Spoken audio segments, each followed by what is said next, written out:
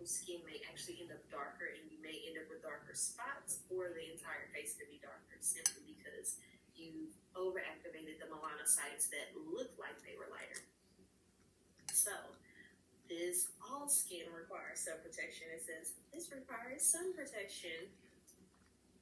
All skin requires sun protection.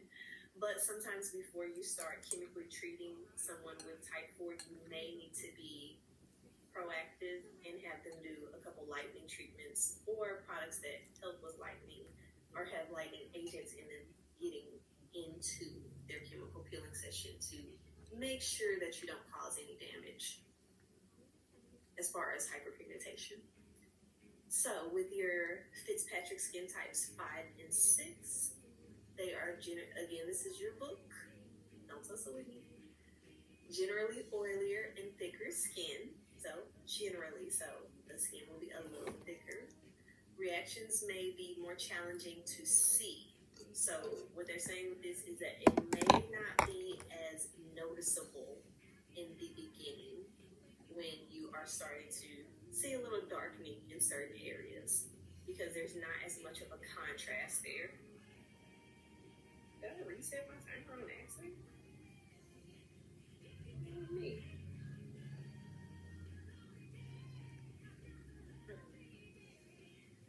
And they are prone to ichthyosis. Wow. So this is also a type of hyperkeratosis. So with this, it is a buildup of dead skin cells. What I would say is like the ashiness of the skin. You're just more prone to seeing it because of the contrast of darker skin, and then when those drier flakes on top from the stratum corneum is that top layer, when it dries, you start to see it a little better because you've got dark skin, and then the drier flakes are a little more noticeable than it would be maybe in skin type 1. Not saying that you don't notice it in skin type 1, but because of the contrast, it's a little more visually noticeable in type 6 or type 5 and 6. And getting into a few more things from Fitzpatrick type 5 and 6, they may have abnormal hypertrophic scarring, so keloids, which is not to say that type 1 and 2 will not have keloidal skin because, again, somebody could have been mixed way back and they grabbed some genetics from way back here and they're like, hey, look, now I have keloids. But a lot of times you'll notice more keloidal skin, and that's the hypertrophic scarring in types 5 and 6. And again, not to say you won't see it in others, but more so in 5 and 6. As far as sun protection, it is still necessary for all skin types. We are going to be preventative on all skin types, especially because even if they're not worried about getting any darker, we still want to protect all the cells in their body that we can with SPF. So let them know. And there are great SPFs now on the market for darker skin that do not create the white cast when they apply it to their face and neck area or all over their body, because there is a black girl sunscreen and it is sold at Target. So it is wonderful and it smells nice too. It doesn't have that super sunscreen smell. So it's great for daily use, real lightweight. You see things I'm just selling it. You can be okay, so but it will not give that super white cast or that silvery cast that you get from most SPF on those darker skin tones. Pella University looks at education differently. Our flex packaging format lets you set deadlines. Yeah, sometimes I'm like, skip to that one. Make your difference with Pella University. Hold on, I have a pop-up that is blocking my entire screen for entire stuff.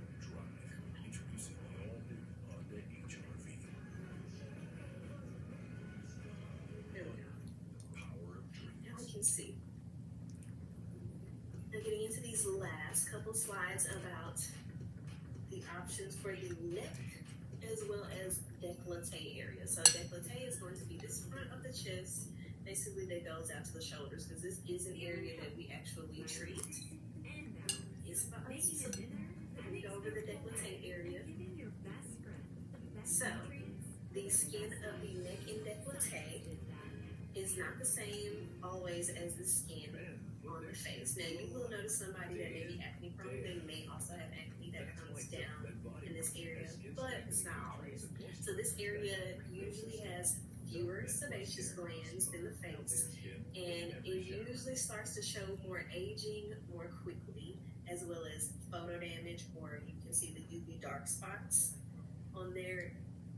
And aging spots usually in the décolleté area, because if you notice a lot of times, if most women, if they lean forward, you may notice more wrinkling in their chest area. I mean, I have on a super high neck and I don't have any cleavage to show you any of the possible wrinkling, but neck and décolleté are usually areas that you are going to see that start to show signs of aging first. So don't be afraid to prescribe separate treatments for your neck and décolleté area on different clients.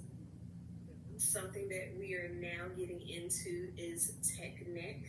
So this is a new phenomenon caused by repeated movement of looking down at a cell phone or an electronic device all day. Or even sometimes I would say just being on a computer if it's not at a good height, but definitely tech neck. It's happening. So treatment caution.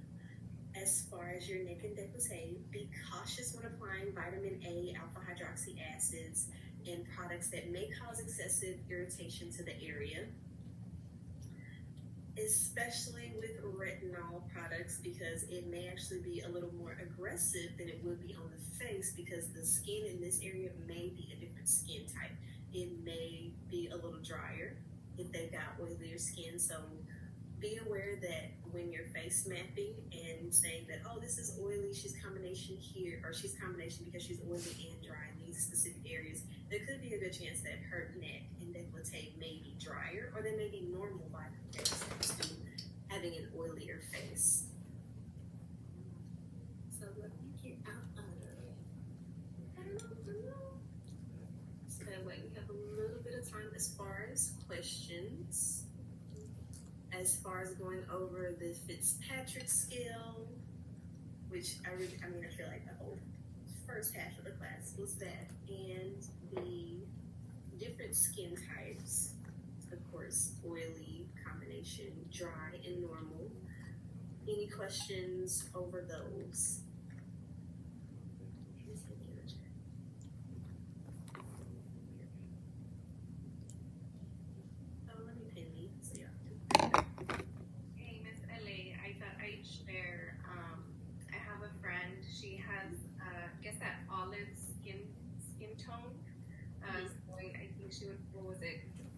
Skin type, Kind of between 3 and 4 is probably where she's been. She had been mentioning to me that after shaving for so long, like her underarms started getting super dark. Yep. So she's like, I'm ready for you to help me, like, once you're done. And I'm just like, yes, so excited, like, I can't wait. But what would be your, like, what would be your plan for somebody, like, so what, start waxing, like, do you think because it's less frequent, and then what kind of skincare? Yes. So definitely switch her over to waxing. It could be a chance also that she may need to switch deodorants, because we're noticing that usually women that have deodorants that have a little more aluminum in them causes a little more of the darkening after they've shaved. So if they've been shaving or waxing and they're using a deodorant that's heavy in aluminum as one of the ingredients, it actually starts to darken some of the skin types in their underarms. But I also do a treatment where it's a facial for their underarms. So again, remember that you are a skincare specialist, so you work with the entire body. So if you want to make a 30-minute mini facial that is just geared towards the underarm and making sure that you use like the brightening mask, or like, stop saying like, Dermalogica has a Biolumin C brightening oil, which actually works really well, and it is something that they can purchase as well.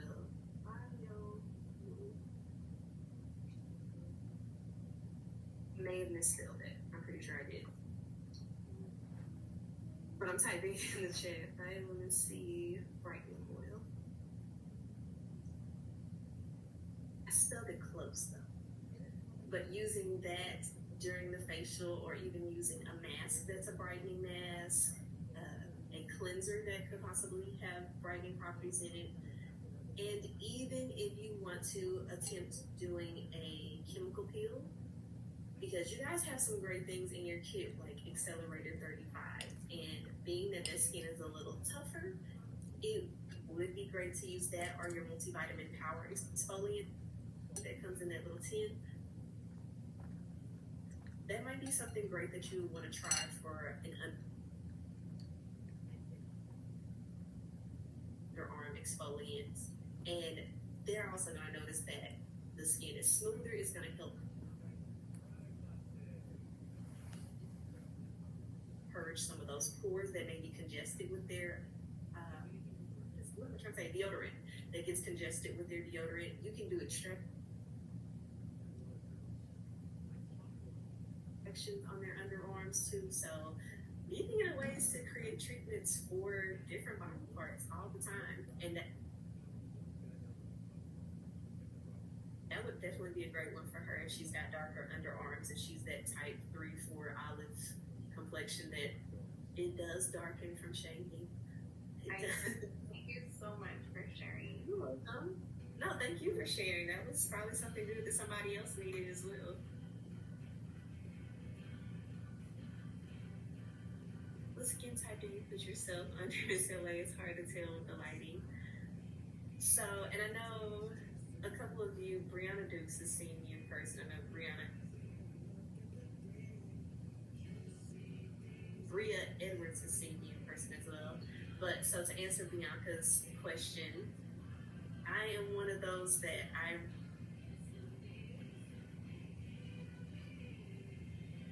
truly a type 4, but I fall into 3 as far as visual look, but I will say I sit for a lot better. I actually have not ever had a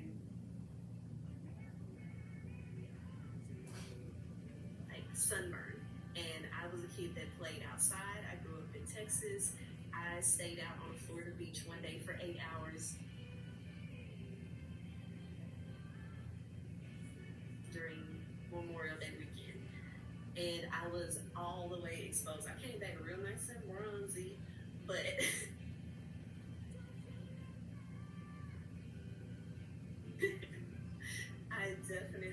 I do not burn, but I do tan very easily. But I also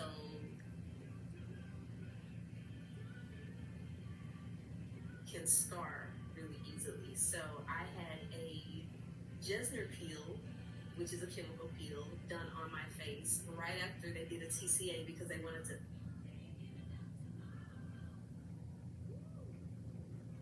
test a spot on my forehead. So they had done a TCA chemical peel to get rid of my cystic acne that I had at the time.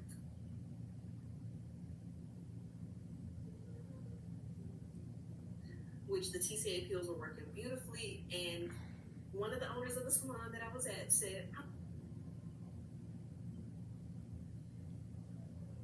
wonder if we amped it up and put a Jesner peel on her, because she's light. It's not like she's dark, so it shouldn't give her any discoloration. Better skin from your body wash? Try Olay body wash with skincare super ingredient. I'm black. Olay body wash I'm very to rejuvenate skin surface cells for healthier looking skin in just 14 days.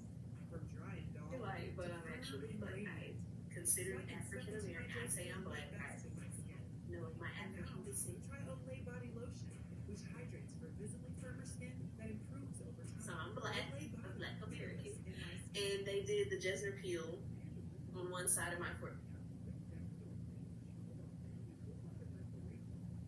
Actually, it was on this side of my forehead, and they did it about the size of a quarter. They put it on.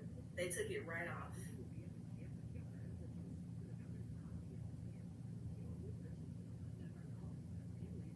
By that evening, that spot was so much darker than the rest of my skin, and it got almost waterlogged. Like it stayed wet for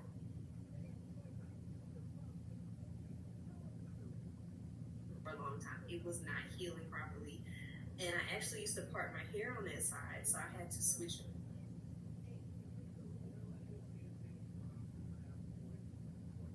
parting my hair on the other side because I was one of the hairstylists there at the time. I had to part my hair the opposite way, and my hair was short at the time, just to cover that big, like egg-shaped spot on my forehead because it was dark for a long time. You can probably still see like a little.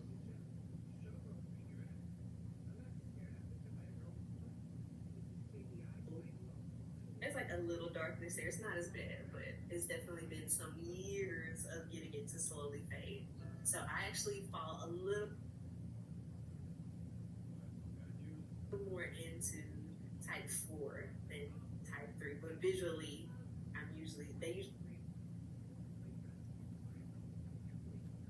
usually guess me to be type 3, especially in the winter. I haven't been outside. With the pandemic, I definitely haven't been out in the sun and doing things. That's a great question.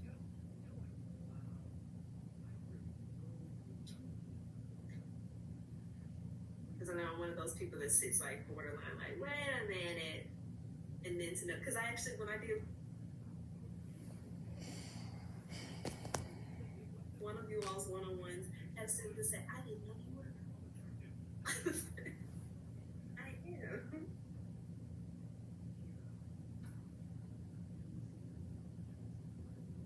But like, that's always funny to me when I find it. And no, I don't have a white parent. Both my parents are black. And actually both darker than me. So I reached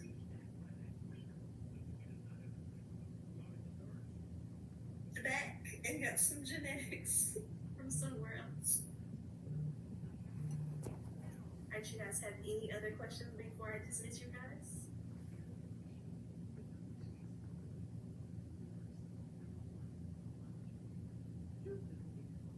Okay. Well, tomorrow we will pick back up with skin conditions. And we will finish tomorrow. So you're welcome. So you guys, thank you for learning, and you guys have a great rest of your day. I look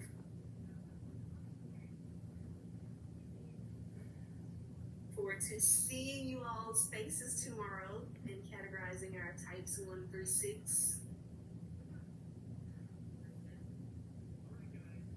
See you tomorrow. Bye.